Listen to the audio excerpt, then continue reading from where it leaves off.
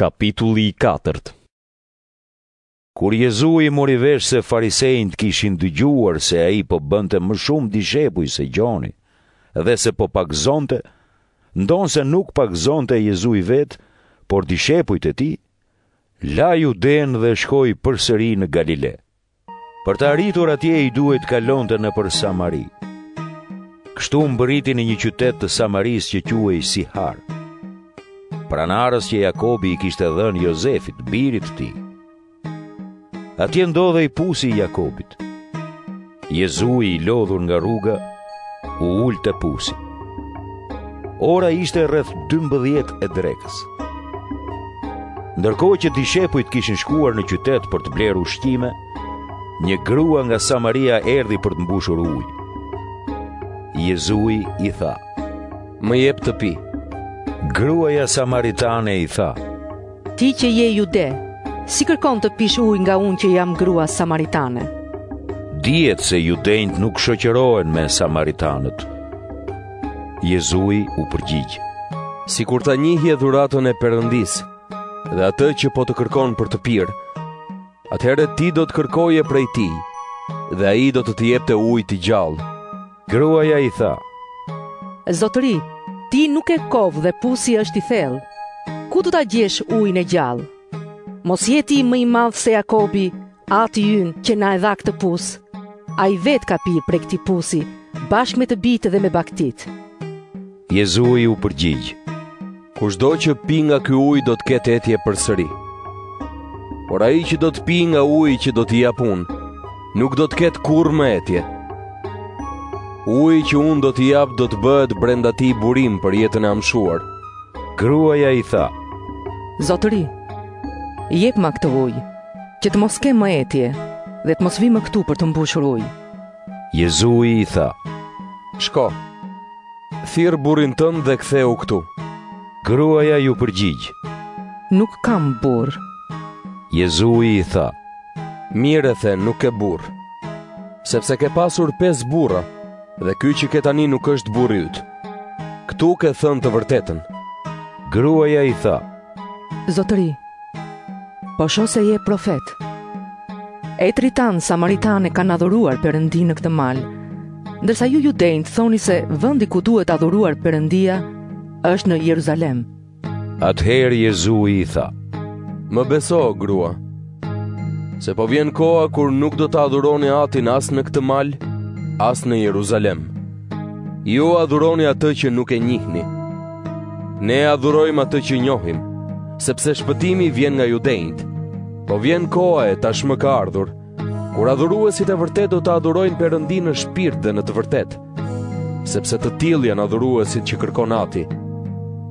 Perëndia është shpirt, dhe ata që e adhurojnë duhet të adhurojnë në shpirt dhe në të vërtet." "Unë e di se do të vi Mesia që quhet Krisht. Kur të vi, ai do të na tregojë gjithçka." Jezu i tha: "Unë jam, unë që po të flas." Ndërkohë mbërritën dishepujt e tij dhe u çuditën që ai po fliste me një grua. Megjithatë askush nuk i tha: "Çfarë kërkon?" apo "Përse flet me të?" Gruaja la shtambën dhe shkoi në qytet për t'u thënë njerëzve: "Ejani e shikoni një njeri që më tregoi gjithçka që kam bërë.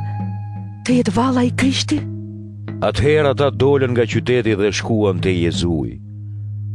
Ndërkohë dishepujt po i luteshin: "Mësues, ha diçka." Por ai u tha: "Unë kam një ushqim që ju nuk e njihni." Atëherë dishepujt filluan të pyesnin njëri tjetrin: "Mos i sollin në kush për të ngrënë?" Jezu u tha: "Ushqimi im është të bëj vullnetin e atij që më dërgoi dhe të përmbush veprën e tij. Ju keni një thënie, edhe 4 muaj dhe vijnë të korrat. Ndërsa unë ju them, hapni sytë e shikoni fushat që verdhojnë, gati për të korrur. Ai që korr merr shpërblimin dhe grumbullon fryte për jetën e amshuar, që të gëzohen së bashku, si mbjellësi ashtu dhe korrsi. Sepse është e vërtet fjala, njëri mbjell dhe tjetri korr. Unë ju dërgova të korrni atë për çka ju nuk u munduat. Të tjerët u munduan, dhe ju gëzuat frytet e mundimit të tyre. Shumë nga samaritanët e atij qyteti besuan në Jezuin nga dëshmia e gruas që thoshte: "Më tregoi gjithçka që kam bërë." Kur shkuan tek ai, samaritanët ju lutën të qëndronte me ta dhe ai qëndroi atje 2 ditë. Edhe më shumë njerëz besuan në të kur dëgjuan fjalët e tij, ndërsa gruas i thoshin: "Tani nuk besojmë më vetëm nga fjalët e tua, sepse e dëgjuam vetë dhe e dim se ky është me të vërtetë shpëtimtari i botës." Pas këtyre 2 ditëve, Jezu i iku përandej dhe shkoi në Galile. Vetë ai kishte thënë se asnjë profet nuk nderohet në vendlindjen e tij. Po kur mbriti në Galile, Galileasit e pritën mirë, sepse kishin parë gjithë sa kishte bërë gjatë festës në Jeruzalem, pasi edhe ata kishin qenë atje për festë. Jezu i shkoi përsëri në Kanë të Galiles, ku kishte kthyer ujë në verë. Një nënpunës mbretëror që kishte të birin së burr në Kafarnaum, kur dëgjoi se Jezu i kishte ardhur nga Judeja në Galile, shkoi dhe i kërkoi të zbriste deri në Kafarnaum dhe t'i shëronte të birin që ishte duke vdekur.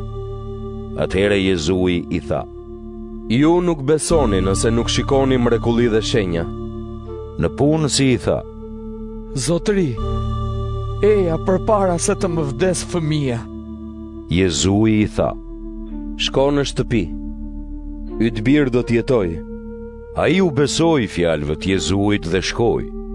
Dhe teksa ishte duke zbritur për në shtëpi, shërbëtorët i dolën para e i thanë se djali i tij ishte mirë. Atëherë i pyeti për orën kur u bë më mirë djali dhe ata i thanë: "Dje, në orën 1 të drekës e la nethet." Atëherë ati e kuptoi se ajo ishte ora kur Jezu i kishte thënë: "Yt bir do të jetoj." Kështu besoi ai vetë dhe të gjithë ata të shtëpisë së tij. Kjo ishte mrekullia e dytë që bëri Jezui kur u kthye nga Judeja në Galile.